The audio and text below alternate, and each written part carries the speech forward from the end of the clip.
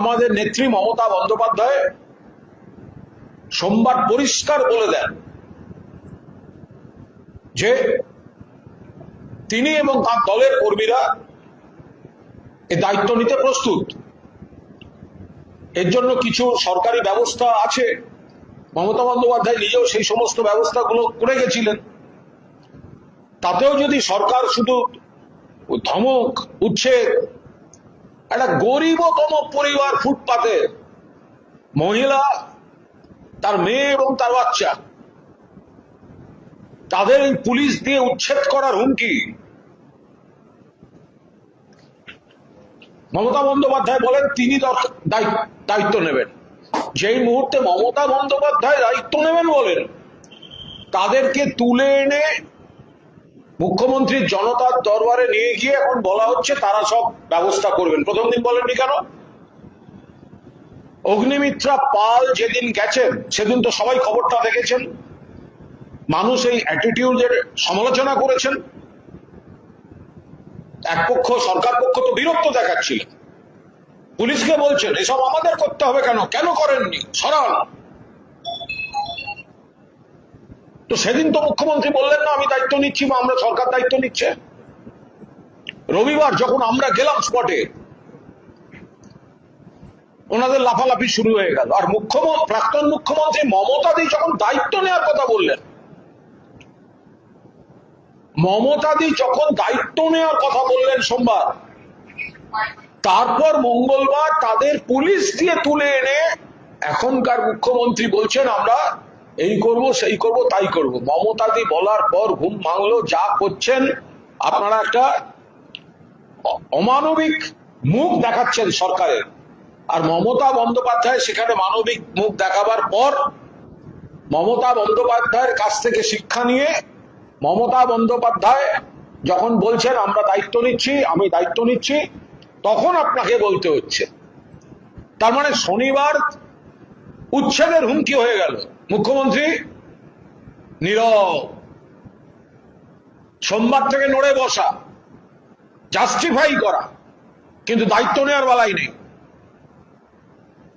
রবিবার, সোমবার যখন মমতা বন্দ্যোপাধ্যায় বলছেন আমি দায়িত্ব নিচ্ছি, মানবিক মুখ দেখিয়েছেন মমতা বন্দ্যোপাধ্যায়, ক্ষমতায় থাকলেও দেখিয়েছেন, ক্ষমতায় না থাকলেও দেখিয়েছেন। তারপর মনে হলো মমতা বন্দ্যোপাধ্যায় যদি দায়িত্ব নিয়ে নেন তাহলে তো মুখ দেখাতে পারবে না সরকার। তাই আজকে তড়িঘড়ি করে তুলে এনে তাদের ব্যবস্থা হোক, আমরাও চাই, ফুটপাত সাফ হোক, আমরাও চাই। আমরা অমানবিক ঘোষণা, দমন পীড়নের বিরুদ্ধে, মা, বাচ্চা, অসহায় পরিবার বিবেচনা, এগুলো উচিত। আর সরকার দায়িত্ব নিচ্ছে, তার জন্য পুলিশ দিয়ে আজকে তুলে নিয়ে গেছেন। শনিবার বিকেলে কেন ঘোষণা করেননি? অগ্নিমিত্রা পাল যখন ওখানে দাঁড়িয়ে ওইসব কথা বলছেন, তারপর কেন ঘোষণা করেননি মুখ্যমন্ত্রী? কেন রোববার ঘোষণা করেননি? কেন সোমবার ঘোষণা করেননি? সোমবার আপনি অত বড় বড় কথা বললেন, মমতা বন্দ্যোপাধ্যায় যাতে বাড়ি থেকে বেরোতে না পারেন আমি দেখব। আপনার মনে হলো না তখন বলেন যে বাচ্চাটার দায়িত্ব নিই, পরিবারটার দায়িত্ব নিই, মায়ের দায়িত্ব নিই?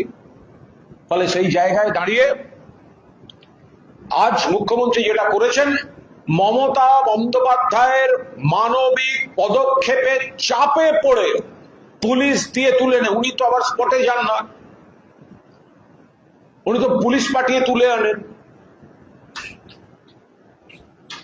তো ফলে মমতা বন্দ্যোপাধ্যায়ের ঘোষণার পর মমতা বন্দ্যোপাধ্যায় তার ঘোষণার চাপে পড়ে এই সরকার, এই মুখ্যমন্ত্রী পুলিশ দিয়ে তুলে এনে আজকে তারা দায়িত্ব নেওয়ার কথা বলছেন।